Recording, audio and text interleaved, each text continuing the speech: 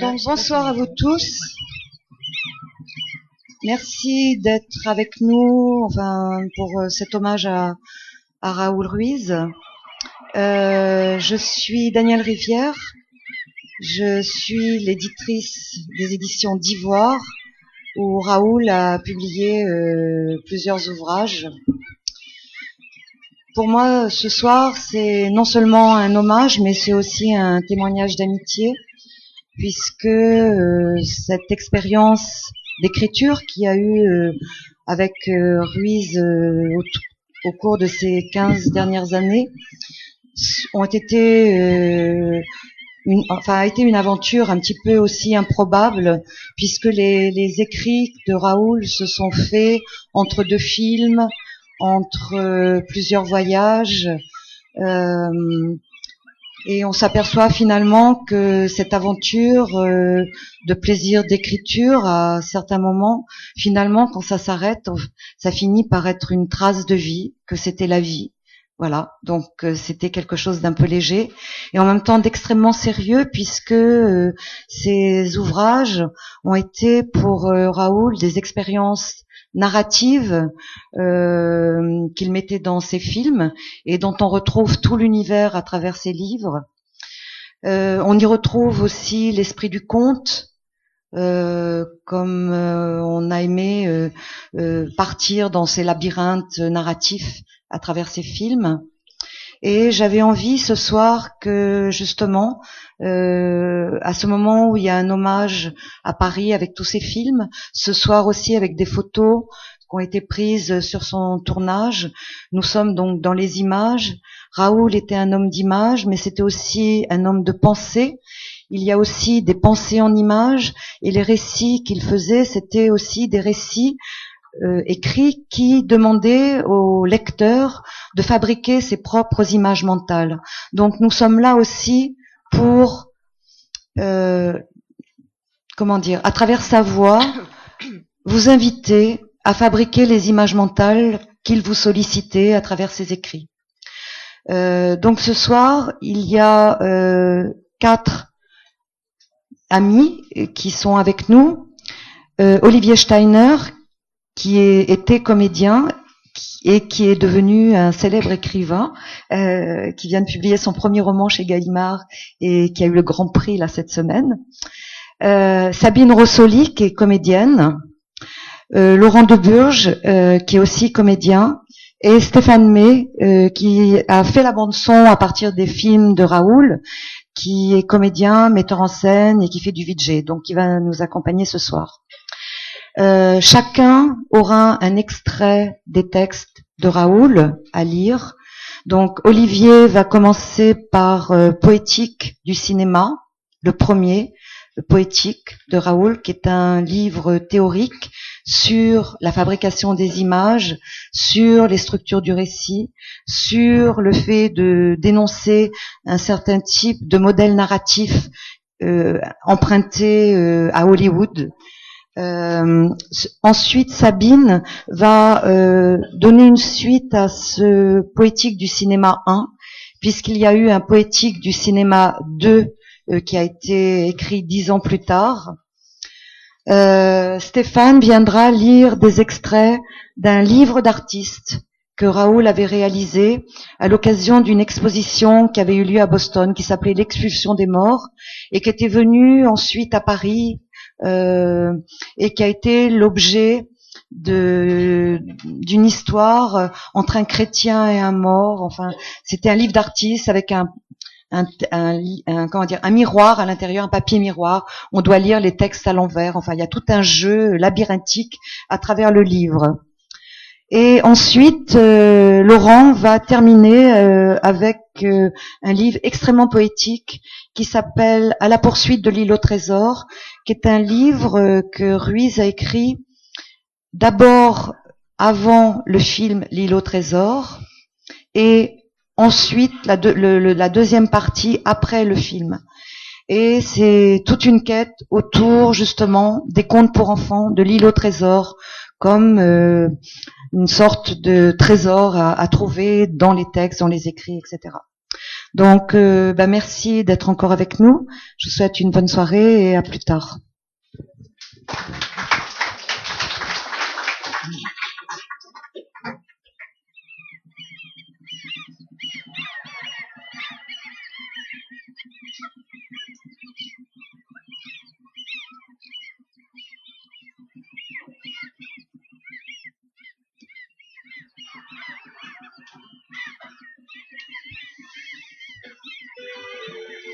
Une histoire s'installe quand quelqu'un veut quelque chose et qu'un autre ne veut pas qu'il l'obtienne.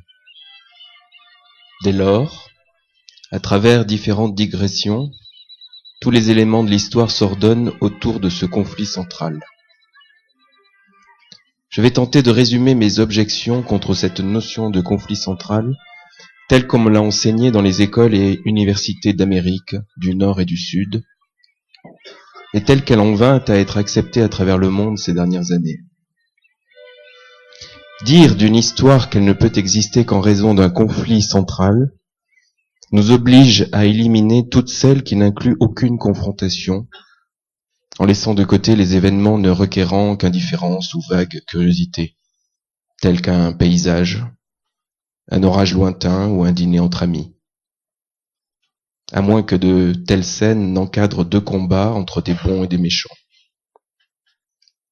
Mais plus encore que les scènes dénuées de toute action, la théorie du conflit central bannit ce que nous appelons les scènes mixtes.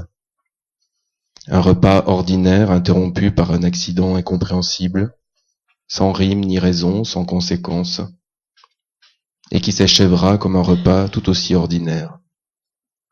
Pire, il n'y a pas de place pour des scènes composées d'événements en série. Plusieurs scènes d'action qui se suivent, par exemple, sans toutefois s'écouler dans la même direction. Dans une rue, deux hommes se bagarrent. Un peu plus loin, un enfant est empoisonné par la crème glacée qu'il mangeait. Au milieu de tout cela, un homme à sa fenêtre mitraille des piétons, dans l'indifférence générale. Dans un coin, un peintre peint la scène tandis qu'un pickpocket lui dérobe son portefeuille et qu'un chien, à l'ombre d'un immeuble en flammes, dévore le cerveau d'un ivrogne comateux. Dans les lointains, de multiples explosions rouge-sang s'harmonisent au coucher du soleil. Une telle scène ne présente aucun intérêt du point de vue du conflit central, à moins de l'appeler Week-end à Sarajevo et de répartir les personnages en deux équipes adverses. L'insistance avec laquelle on veut infliger du conflit central à des scènes adventistes correspond à une série de questions pratiques que je ne prétends pas ignorer. Cela permet avant tout de capter l'attention des spectateurs qui nous accordent 2 heures de leur vie. Avant d'aller plus loin, j'aimerais faire une remarque liée à la légitimité concernant l'utilisation du temps que les spectateurs sont prêts à nous octroyer. On nous dit que notre rôle consiste à remplir 2 heures dans la vie de quelques millions de spectateurs et à nous assurer qu'ils ne s'ennuieront pas. Mais qu'entend-on par ennui ? Au IVe siècle de notre ère, Cassanius et quelques autres des premiers pères chrétiens réfléchirent au problème qu'ils appelaient le 8e péché capital. Ils le nommaient tristitia, ou tristesse, lequel est provoqué par Asmodée, le démon de midi. La plupart des victimes étaient des moines isolés du reste du monde. Il est dit que le phénomène commençait vers le milieu de la journée, quand la lumière est la plus forte. Le moine, concentré sur sa méditation, entend des pas depuis la cour. Il se précipite à la fenêtre, mais il n'y a personne. On frappe doucement à la porte de la cellule, il ouvre, mais toujours personne. Soudain, le moine éprouve l'envie d'être ailleurs, n'importe où, à 1000 lieues. Cela se produit encore et encore, de sorte qu'il ne parvient plus à méditer. Il se sent épuisé, affamé, et tombe de sommeil. Nous n'avons aucun mal à discerner dans cette description les 3 étapes de l'ennui. Un sentiment d'emprisonnement, l'évasion par le sommeil et finalement l'anxiété comme si nous nous sentions coupables de quelque épouvantable action que nous n'aurions pas commise. La cure du moine contre cela n'est pas si éloignée de ce qu'aujourd'hui les experts en divertissement prétendent approprier aux travailleurs surmenés. Distraire la distraction à l'aide de distraction, utiliser le poison pour guérir. Mais je soupçonne les premiers pères d'avoir avancé de tels commentaires pour traiter ce symptôme parce qu'ils ne croyaient pas vraiment aux démons. Mais faisons un effort. Prétendons que ces démons existent. Le moine est dans sa cellule. Il sent l'ennui l'envahir. Il entend des pas, mais il est sceptique. Il sait bien qu'il n'y a personne alentour. Quelqu'un, pourtant, arrive, et bien que le moine sache que cette apparition est un artifice, il l'accepte comme tel. Elle lui propose de le sortir de sa cellule, ce que le moine accepte. Il est transporté dans des pays lointains où il aimerait bien séjourner, mais il est déjà temps de rentrer à la maison. De retour dans sa cellule, le moine s'étonne de découvrir que ce voyage n'a fait que rendre pire toute chose. Il s'ennuie plus encore, d'un ennui à la pesanteur ontologique. Désormais, tout voyage hors de sa cellule, toute apparition de son ami virtuel aggraveront la mélancolie du moine. Il ne croit toujours pas à ces apparitions, mais son manque de croyance est devenu contagieux. Bientôt, la cellule elle-même, les autres moines, et jusqu'à la communication avec Dieu deviennent une illusion. Son monde a été vidé par le divertissement. Quelques 1200 ans plus tard, en France, Pascal nous prévient dans le chapitre de ses pensées consacré au divertissement que tout le malheur des hommes vient d'une seule chose, qui est de ne pas savoir demeurer en repos dans une chambre, en repos ne serait-ce qu'une seule heure. Est-il donc possible que l'ennui soit une bonne chose? Mais de quel ennui parle-t-on? Prenons un exemple classique. Bon nombre d'êtres humains, passés la quarantaine, lorsqu'ils refusent de prendre des somnifères, se réveillent la nuit vers 4 heures du matin. La plupart prennent plaisir à deux activités: se souvenir d'événements passés et penser à ce qu'ils doivent faire le lendemain. En dialecte milanais, il existe un mot pour décrire la première de ces activités: calendare. Mais il y a aussi un moment où les événements passés et à venir s'agitent, s'activent et provoquent une sorte de tension électrique.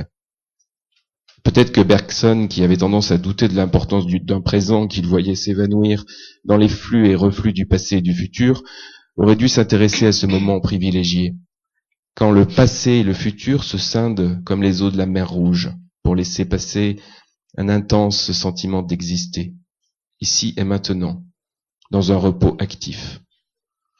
Cet instant privilégié que les premiers théologiens catholiques qualifient de paradoxe de Saint Grégoire survient quand l'âme est à la fois au repos et en mouvement, tournant vertigineusement sur elle-même comme un cyclone autour de son œil, pendant que les événements du passé et du futur s'évanouissent dans la distance.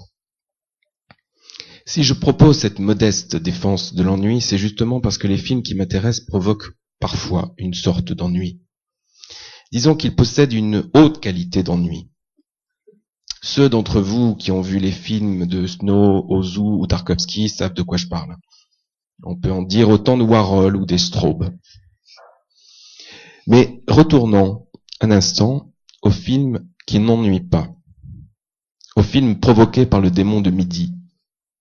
La théorie du conflit central produit de la fiction sportive et se propose de nous embarquer pour un voyage dans lequel, prisonniers de la volonté du protagoniste, nous sommes soumis aux différentes étapes du conflit, dont le héros est tout à la fois gardien et captif. À la fin, nous sommes relâchés, rendus à nous-mêmes, mais un peu plus tristes qu'avant. Nous n'avons plus qu'une seule idée en tête: nous embarquer aussi vite que possible pour une autre croisière.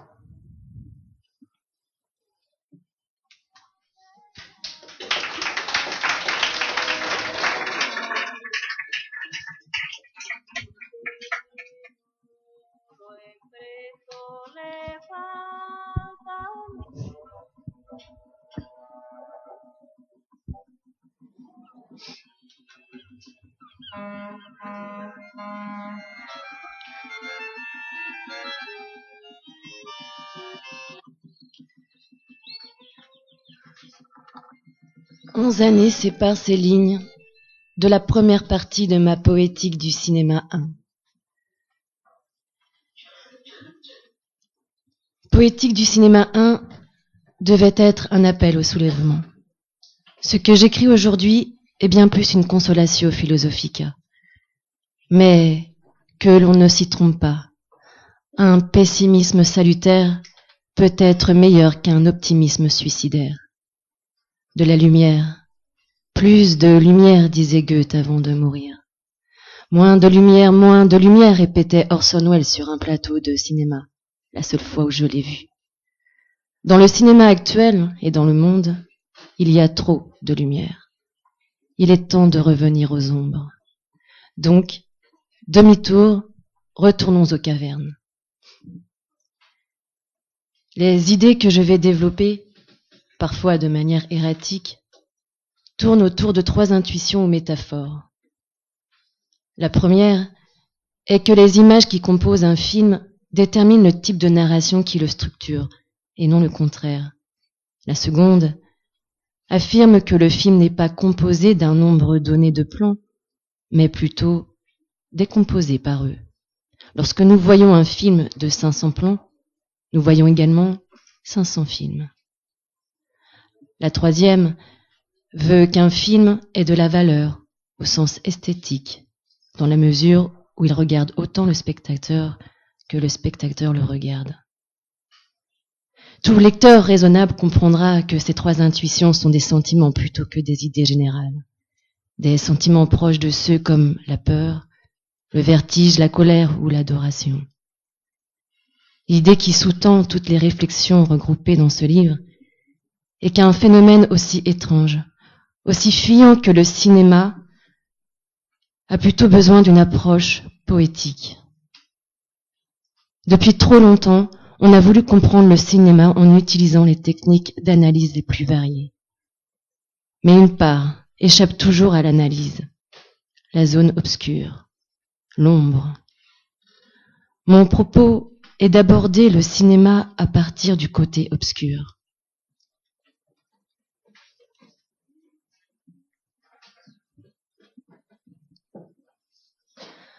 Un jour, en me promenant dans la poussiéreuse ville de Santiago du Chili, j'ai vu, non loin d'un centre commercial, une jeune fille d'une 20aine d'années qui arrosait le chemin. Ce n'était pas vraiment le chemin qu'elle arrosait, mais une partie du chemin, une petite portion du sol, et elle ne regardait pas ce qu'elle faisait, elle ne regardait rien. Elle regardait au loin avec une expression qui allait de l'indifférence désabusée à la rage, pour reprendre une mimique proche du bâillement. Je suis allée faire une course et quand je suis revenue une demi-heure après, la jeune fille continuait arrosant au même endroit. Immobile, mais cette fois entourée d'un groupe de passants qui observaient le flot d'eau avec perplexité et lassitude. Rien de plus. Fin de l'image.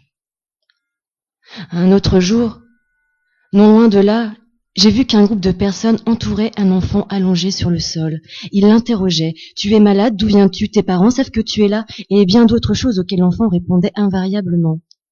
« Je ne sais pas. » Je suis allée faire une course et quand je suis revenue, l'enfant n'était plus là. Ni lui, ni les passants. Mais 2 semaines plus tard, j'étais dans le bus et j'ai aperçu l'enfant au loin, entouré de passants, et plusieurs semaines plus tard, je l'ai de nouveau rencontré. Ce n'était pas le même enfant, mais c'étaient les mêmes passants, du moins 2 d'entre eux. Bien que je ne sois pas très sûre, car tous les Chiliens se ressemblent. Une autre fois, j'étais au balcon, situé au 10e étage, regardant un coucher de soleil. La lumière du soleil donnait une couleur sang aux nuages de la cordillère. Soudain, je fus attirée par un étrange personnage en bas, dans la rue. Je suis allée chercher ma paire de jumelles et j'ai regardé le personnage. C'était un homme d'une 30aine d'années, agenouillé comme s'il priait.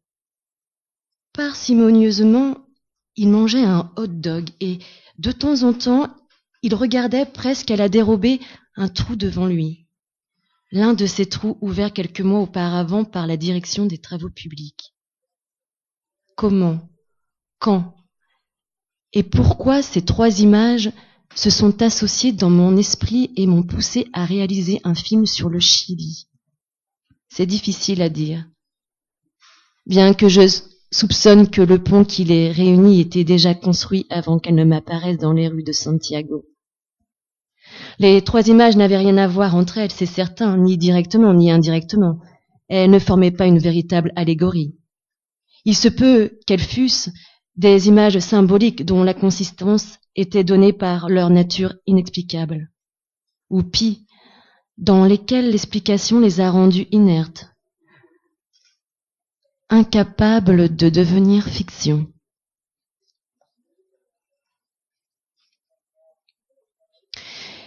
Et les fantômes. Les fantômes. Thème favori des films pour enfants. Ont beaucoup à dire dans ces spéculations.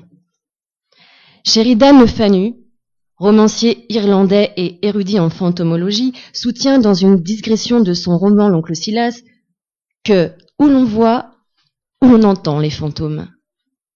Jamais les deux choses. Un fantôme que l'on voit et que l'on entend n'est pas un fantôme, c'est un proche, un voisin ou un intrus, ou le personnage d'un film, même si tous les acteurs sont morts, ou l'enterrement du comte d'Orgaz del Greco qui représente un groupe de fantômes enterrant un fantôme. Imaginons un film où les fantômes ne sont pas des êtres, des personnages qui font peur aux vivants ou ont peur d'eux. Imaginons, décidons que les fantômes sont une fonction. Un film qui se fantomise par vagues. Supposons que l'action du film se passe à Londres. Phil White, professeur de kinothérapie, c'est-à-dire thérapie par le cinéma, retourne à la maison. À l'arrêt de bus, il rencontre Harold Bird, son collègue et détracteur, inventeur de la photothérapie, dont la théorie principale est « le cinéma est un poison » et son corrélat, la photographie est un massage qui fait du bien au corps et à l'âme. En tant qu'ennemi qui se respecte, il se comporte avec courtoisie et laisse même transparaître, parfois, tel ou tel signe de véritable amitié. Il parle du temps et de la dernière bombe humaine avec indifférence et discrétion. Avant que n'arrive le bus de Phil White, Harold Bird le salue et décide de revenir chez lui à pied. Pour des raisons indépendantes de notre volonté, un grand silence s'est fait dans la rue et peut-être dans tout Londres. De telle sorte que Phil White peut remarquer distinctement que les chaussures d'Harold Bird ne font pas de bruit en frappant le sol. Surprise de Phil White et surprise pour nous. À peine Harold a-t-il disparu de notre vue que le bus arrive. Phil y monte et s'assoit au premier étage. Il voit passer le paysage crépusculaire. C'est l'heure violette. Soudain, il entend une voix qui l'interpelle. « Eh bien, je ne vous avais pas vu. Comment va la vie ?» Surpris, Phil regarde autour de lui. Le bus est à moitié vide. 3 Pakistanais somnolent, un Chinois lit le journal, une dame d'un certain âge tricote et parle toute seule. Mais ce n'est pas elle. « Joli coucher de soleil », dit la voix. Cette fois, Phil la reconnaît, mais il ne voit toujours pas celui qui parle. « Comment ça va, Harold ? Je ne vous avais pas vu. » Et il continue à ne pas le voir. « Je croyais que vous aviez décidé de revenir chez vous à pied. »« J'ai changé d'idée, » dit Harold. Et Phil ne voit toujours personne. Mais la voix continue à parler. Un Pakistanais se retourne sur son siège et les regarde. Beaucoup de gens entrent dans le bus, il se remplit, et le siège qui parle reste vide. Phil et Harold bavardent quelque temps. Phil dit « Je descends ici. À bientôt. » Et il descend du bus. Le bus s'en va, et nous restons avec Phil. Il marche maintenant dans une rue déserte. C'est presque la nuit. Il passe devant la caméra et traverse la rue.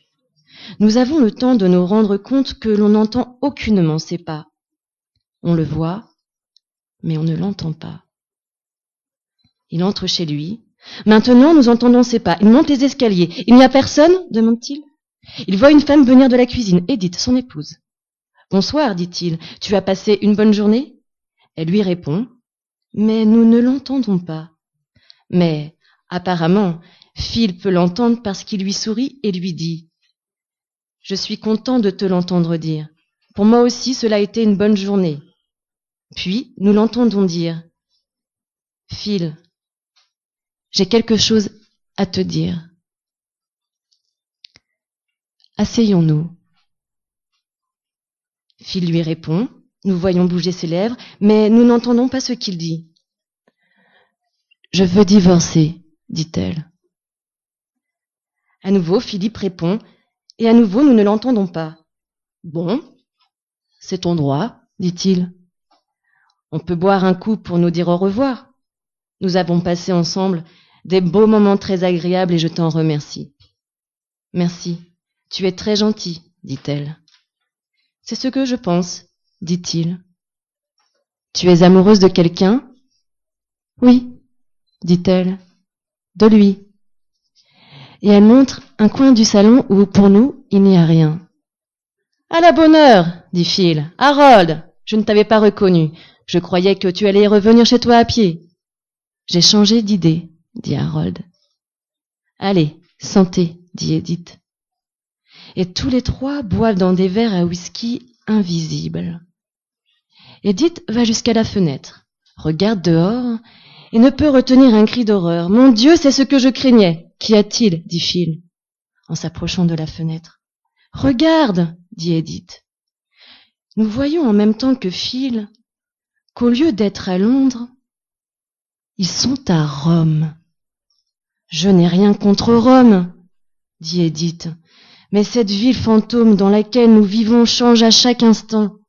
Il y a 2 heures, c'était Casablanca, et ce matin, c'était Caracas. Je te comprends, dit Phil, mais ce n'est pas une raison pour changer de mari. Ils trinquent tous les trois et se mettent à chanter en chœur une chanson écossaise.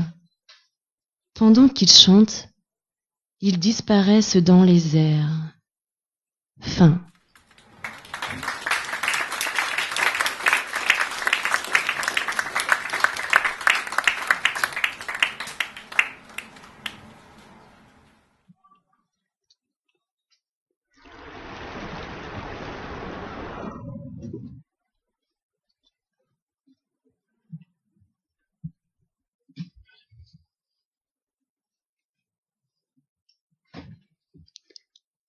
Au lecteur. Je ne sais si je puis t'appeler ainsi, ô lecteur, à cause que je sais que tu n'existeras point tant que je serai de ce monde. Tu n'es point né, lecteur, et je crains fort que jamais tu ne naisses. Et sans doute demanderas-tu, pourquoi m'écrire si je n'existe point? Mais, mon lecteur, de ce néant de pure espérance qui est le tien, j'ai guetté une missive écrite dedans les airs, et Dieu a voulu inexplicablement que cette lettre, venue du futur, arrive jusque à moi. Me voici, en train de te faire réponse. Ton messager, c'est le vent chaud qui parfume tes côtes. Dans ton imprononçable langue, tu m'as demandé qui je suis et ce que je crois. Je viens te faire réponse dans cette même langue. Bien que les mots et les mots se tordent de douleur entre des fers cruels et de terribles machines, puissent mes mots déchiquetés et déjà morts arriver jusque à toi. Puissent les idées errantes et en peine traverser la mer et le désert. Et voilà ce qu'est ma réponse. Tu sais déjà que la Trarana, prostituée aux yeux de couleurs changeantes, posa comme modèle pour l'annonciation que Ferrante peignit voici 2 ans, et personne ne le pouvait croire. On dit que Ferrante agit sans connaissance de cause, mais Je ne le crois point. Ce qui est sûr, c'est que le jour qui suivit l'achèvement du tableau, la Trarana sortit dans la rue en proclamant à grands cris qu'elle était redevenue vierge. Elle fut examinée par la sage-femme Maria Mercader qui certifia la chose devant l'évêque. Ensuite, la Trarana alla se confesser auprès du Père et déclara qu'elle avait oublié tous ses péchés. On dit qu'elle chercha et rechercha dedans sa mémoire, mais se rappela seulement de jardins aux lys blancs, que le cas fut transmis au Saint-Office, qui ne voulut prendre aucune décision et invoqua la stupeur, et que preuves et contre-preuves de ces faits furent envoyées à Madrid, mais entre-temps la Trarana disparut et on la retrouva à Madrid, où Diego de Velázquez l'a pris comme modèle pour représenter l'Espagne dans son allégorie de l'expulsion des morts. Et dans ce tableau, on peut voir la Trarana vêtue en matrone romaine. Peu après, elle se mit à grossir et en quelques semaines, sa grossesse devint manifeste. Après 33 jours, elle donna naissance à un mort aux cheveux frisés qui avait toutes ses dents et l'on dit que lorsqu'il souriait, on entendait une musique. Ceux du Saint-Office le virent, et ils dissimulèrent le cas au peuple, de crainte qu'on ne parlât d'un nouveau prophète. Pourtant, la chose n'a rien d'extraordinaire, et il n'y a en elle point de miracle. La dite Trarana, cependant qu'elle posait, s'était mise à pleurer comme l'idée l'exigeait, et comme Ripa affirme qu'il faut faire. Sans doute avala-t-elle quelques larmes qui se collèrent au corps et germèrent, ainsi que souvent cela se passe. Il y a des faits inexplicables. Il y a quelques mois, apparut dans la troupe du Prado de la Rosa un moussaillon qui disait être joueur de viol et de viellette, danseur, bon chanteur, acrobate. Il assurait avoir reçu toutes ces grâces des comiques italiens.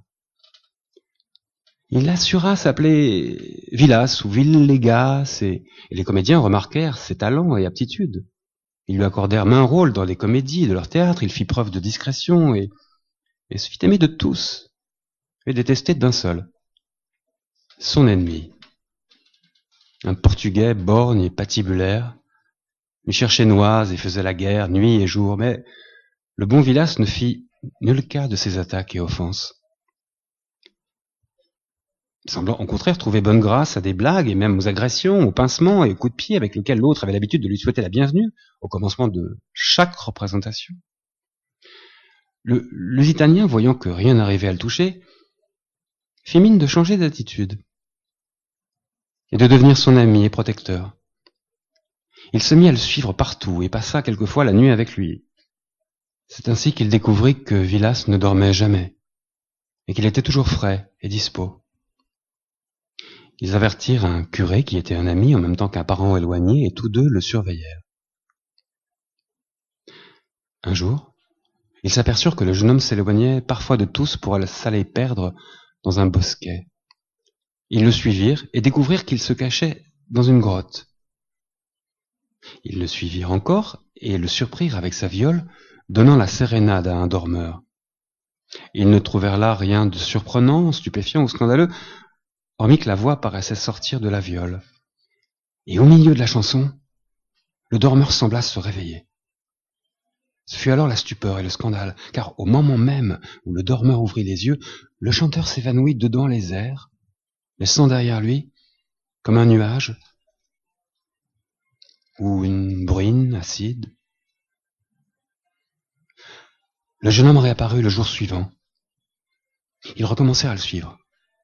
Et le surprirent cette fois qui chantait auprès d'une veuve endormie que tous tenaient pour condamnée et presque morte. Mais il la réveilla avec son chant, et Derechef s'évanouit dans les airs. Le curé avertit le Saint-Office qui fit questionner le jeune homme sans rien trouver à lui reprocher. Il fit preuve de bonne humeur, conta et montra qu'il était né à Alcalá de Henares, qu'il était un bon fils et pensait même un jour se faire moine, et nul ne put prouver qu'il ne dormait jamais. Pendant ce temps-là, on mit le curé et le portugais à la question, leur ôtant ainsi l'envie de poursuivre leur dessein de perdre Villegas. Et l'on dit qu'à la fin de cette année-là, arrivèrent un jour à la représentation des gens venus de diverses parties d'Espagne, d'Italie, et qu'assistant à la représentation dans le théâtre de Prado, tous s'endormirent avant la fin de la seconde partie. Alors, Villas se mit à chanter et danser, et ceci les fit revenir à eux. Mais le jeune homme ne s'évanouit pas dans les airs ainsi qu'on aurait pu le croire. Il se mit à bâiller violemment, provoquant un scandale général. Puis, il s'endormit. Et les dormeurs, qui étaient au nombre de 370, comme sont les jours d'une année bissextile, s'évanouirent dans les airs. Et le jeune homme Villegas dort encore. Et l'on croit qu'il ne se réveillera jamais. Il est très malade. Et certainement, il mourra la semaine prochaine.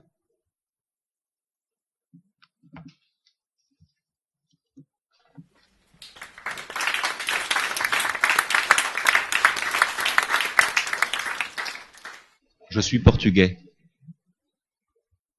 Cela fait très longtemps que je ne parle plus ma langue maternelle et j'en suis fier, même si je n'ai jamais réussi à parler convenablement une autre langue.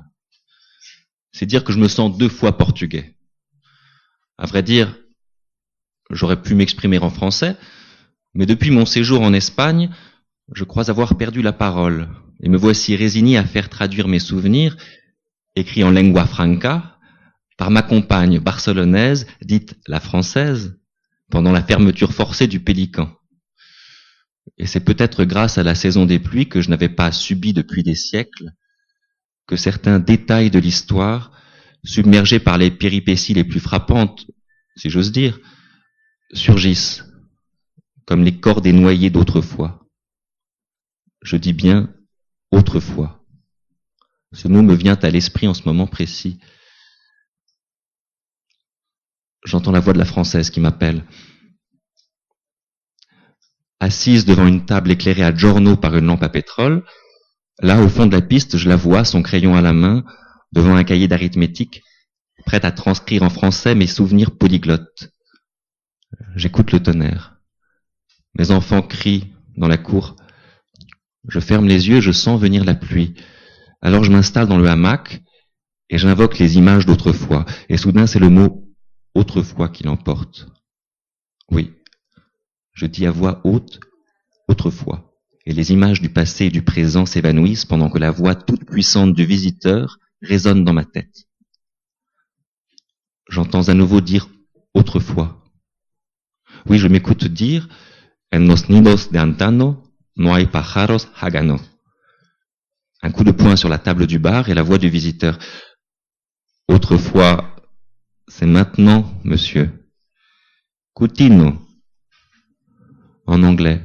Oui, il parlait l'anglais, mon père et le visiteur, il parlait la langue interdite par ma mère. Il faisait nuit noire. Au fond du bar, mon père et le visiteur discutaient devant un verre d'eau de vie. Je crois bien que c'était la première fois que je voyais mon père ivre. La première et la dernière. « Viens ici, dit-il. Voici mon fils. »« Je vois, dit le visiteur. Tu as bien dormi, petit ? Il s'endort partout sauf dans son lit. » Très bien, voici un aventurier, me dit le visiteur.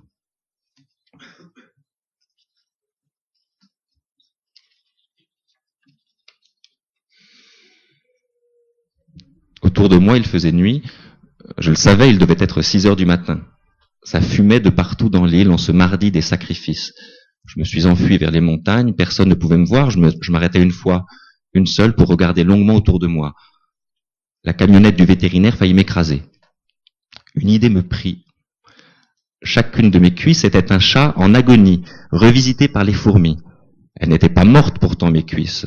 Elles cherchaient à s'amuser avec les billes lunaires, les rotules. Un vrai gâchis, cette promenade. Il fallait agir ou se cacher, et moi je n'allais tout de même pas me figer devant une vache morte à peine sortie de sa tombe laiteuse.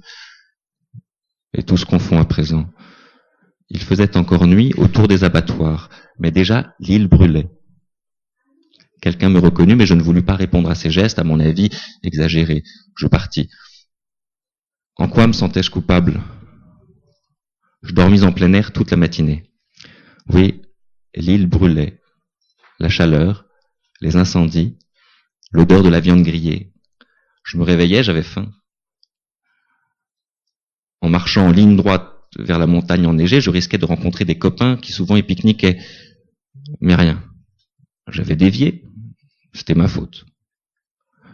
Jamais je n'avais eu la patience d'explorer l'île. Maintenant, j'étais condamné à tourner en rond.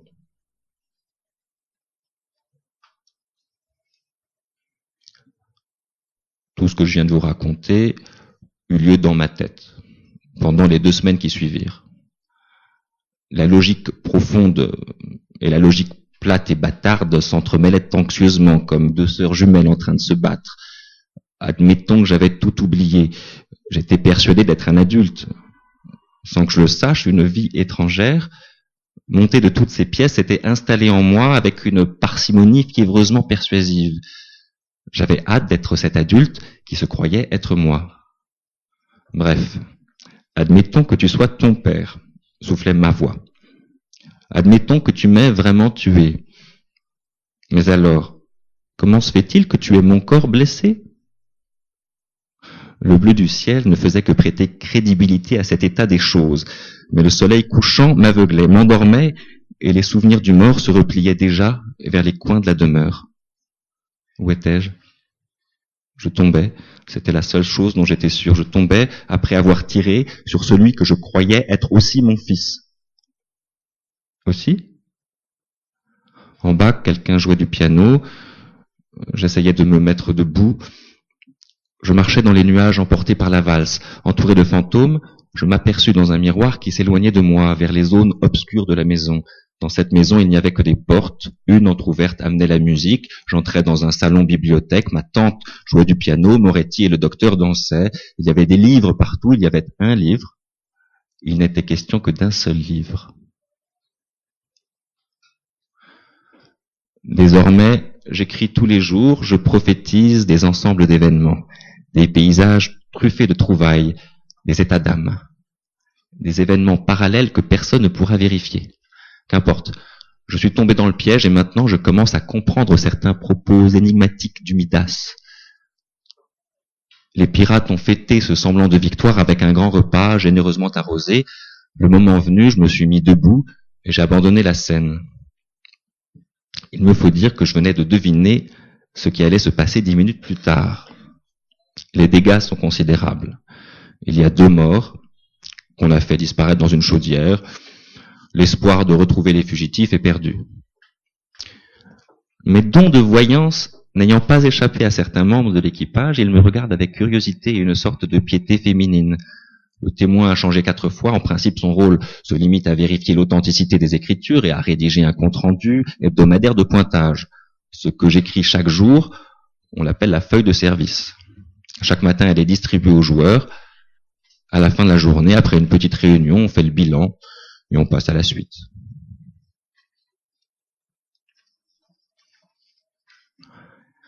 Cette fin désastreuse n'arrêta pas l'expédition. Je tenais à voir de mes propres yeux ce que j'avais prophétisé avec tant de maladresse. Je vous épargnerai les péripéties du voyage, cela m'a pris 10 années de ma vie et fera l'objet du prochain volume des mémoires que je rédige actuellement. Oui, j'ai trouvé l'île. Elle n'est pas dans l'archipel des îles au trésor, mais bien en plein milieu du désert. Non, ce n'est pas une oasis, mais des ruines d'un fortin du XVIIIe siècle. Je n'ai pas trouvé le trésor. Je n'ai jamais songé à le chercher. J'y ai passé les 10 meilleures années de ma vie avec la femme que j'aime le plus au monde. C'est là que j'ai appris à jouer du piano. Bien entendu, à l'époque, j'étais plus jeune, plus espiègle. C'était autrefois.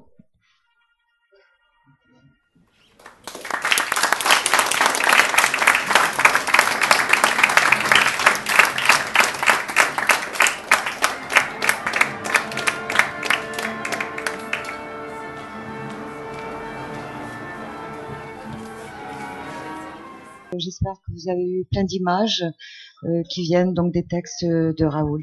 Voilà. Bonne soirée.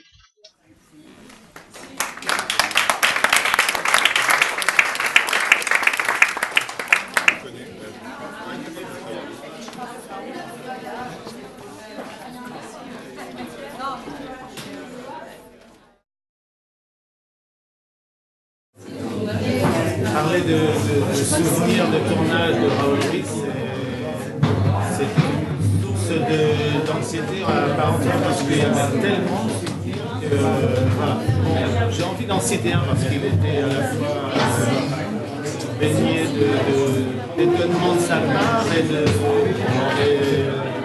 et d'humour en même temps. C'est le jour où Raoul Ruiz a voulu donner une leçon de gifle de cinéma à Alain Sachs. Alors si Alain Sachs entend ce propos, peut-être que ça lui rappellera quelque chose.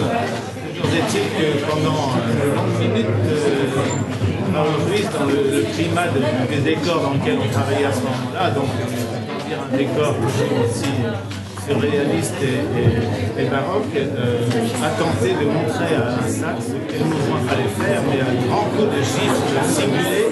Et j'avoue que pour un photographe, c'est un petit bonheur de se trouver à ce moment-là sur le théâtre d'une scène de cet ordre-là. Donc il y avait du rire, mais en même temps, il fallait quand même un résultat. Donc cette espèce d'ambiguïté était magnifique. C'était un moment vraiment incroyable.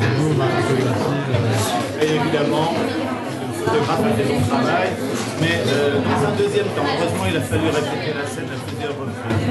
Un des souvenirs marquants, en tous les cas, parmi des milliers de souvenirs, c'est vraiment un foisonnement de souvenirs. Voilà.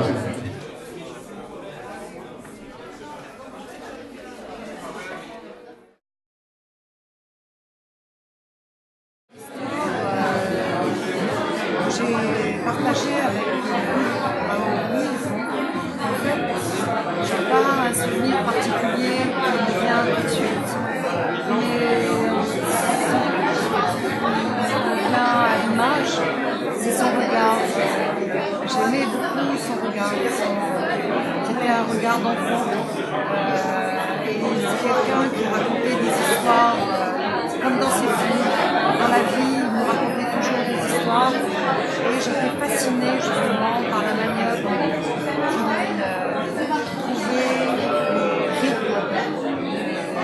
le récit, même dans sa voix, dans la manière de bifurquer d'une histoire à une autre, et en suivant son regard. Voilà.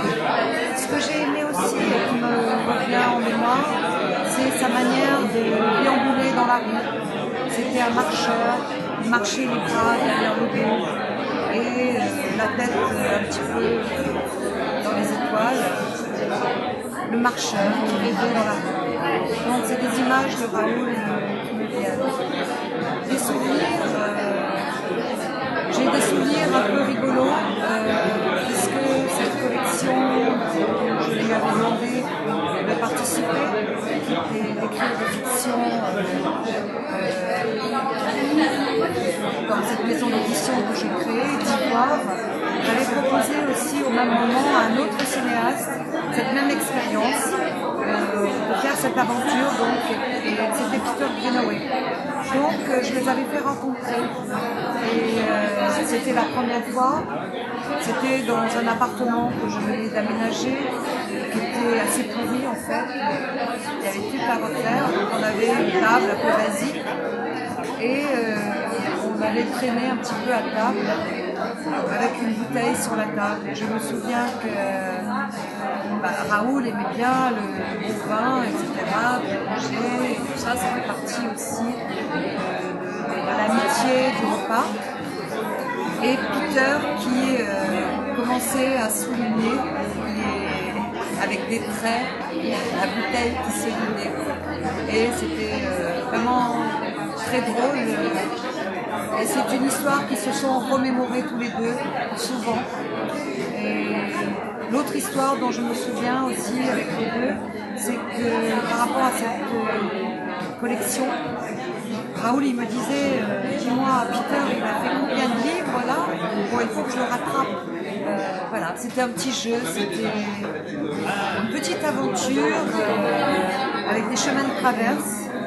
Et ce qui est très émouvant pour moi, c'est que ce qu'on vivait de manière un peu légère, même si l'histoire, les écrits étaient des choses faits très sérieusement, c'est qu'au fond, c'est une vie, c'est une trace de vie.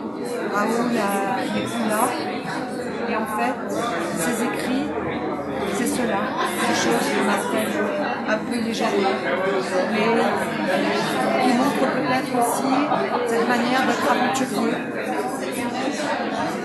avec sérieux.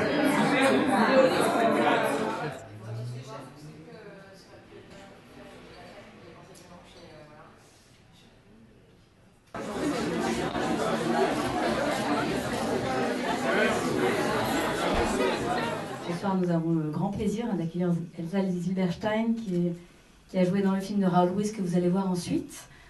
Et c'était difficile de faire une rétrospective intégrale des films de Raoul Ruiz parce qu'il en a fait plus d'une centaine. Donc ici, il y en a 16 qui sont présentés. Là, on est parti, là c'était en banlieue parisienne, enfin, et en Suisse.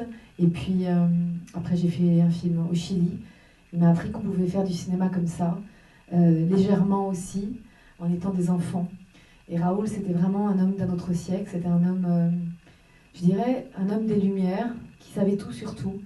C'est un homme qui m'a fait lire La Combinatoire de Raymond Loul. Personne ne sait ce que c'est, j'imagine, moi non plus. C'était quelqu'un d'un autre siècle, vraiment. C'est un homme très érudit, qui connaissait aussi bien les mathématiques que l'art, que la littérature, qui était tellement humble. Pour moi, les gens intelligents, c'est des gens qui se mettent à la hauteur des autres. Et Raoul était quelqu'un comme ça, qui jamais n'étalait sa culture. Il savait tout sur tout. Et puis surtout, il avait cette fascination. Dès que tu lui proposais une idée, il partait avec. Il était vraiment très enfantin dans sa manière de faire du cinéma. On faisait très peu de prises. Et il s'amusait. Voilà, il avait toujours des idées folles. Une scène qu'on lisait, je me souviens, il disait, en fait, tu vas aller sous la table avec un petit animal et lire.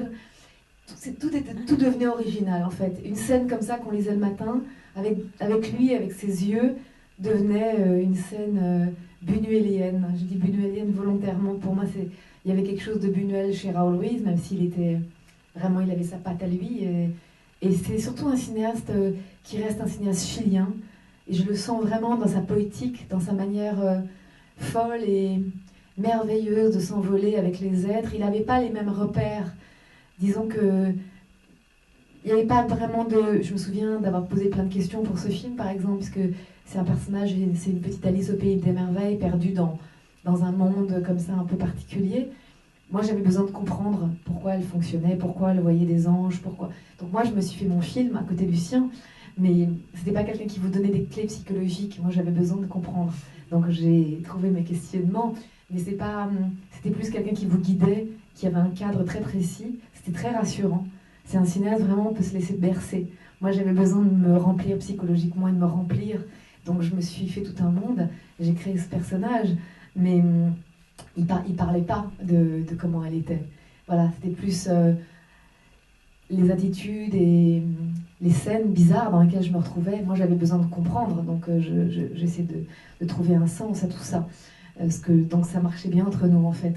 J'essayais d'apporter la profondeur qu'il ne donnait pas forcément à l'actrice, et moi, je apportais peut-être ma profondeur et ce que j'étais, en essayant de créer un personnage avec ses failles, et un personnage qui soit plus touchant que juste être un automate. Voilà, donc... Parce qu'on pouvait aussi se laisser porter avec Raoul de manière assez facile, rentrer là, passer là. En fait, c'est la grâce incarnée, cet homme, pour moi. Et il va manquer beaucoup, et voilà. J'espère que vous passerez une bonne projection. C'est un film que je trouve qui était à Cannes en sélection officielle, et j'ai monté les marches main dans la main avec lui. C'était très émouvant. Donc c'est un souvenir très particulier dans mon cœur, et c'est un homme qui était mon papa de cinéma, quand même un petit peu, avec Maurice Pialat, mais c'était un papa de cinéma. Je me permets d'ajouter quelque chose. En vous écoutant parler, je pense aux lectures là qu'on vient d'entendre, et c'était difficile d'organiser juste une rétrospective Raoul Ruiz. Donc il y a plusieurs choses qui se sont faites autour, dont l'exposition de Bernard Hébert que vous avez vue au-dessus, qui a pu être faite grâce aux personnes du Nouveau Latina aussi, qu'on remercie vraiment très chaleureusement de nous accueillir depuis de nombreuses années, et encore en ce 10e anniversaire du festival. Et puis dire qu'en effet,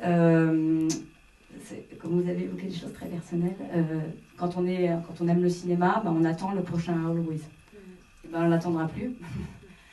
Sauf qu'on va quand même voir le dernier film, absolument, donc La Nuit d'en face, qui sera bien sûr présenté ici le dernier jour du festival, donc le mardi 10. Vous verrez, c'est un film très prémonitoire, très curieux, hanté par la disparition et très curieusement. J'aurais tellement d'anecdotes. Voilà. C'est vrai que c'était un homme incroyablement passionnant et d'une grande gentillesse. Et je tiens à le dire, c'est très important. D'une grande gentillesse, d'une grande douceur, mais qui voyait vraiment les êtres. Il était très très fin sur les gens. Voilà. Bonne projection à tous. Merci encore d'être là. Et à très bientôt au festival.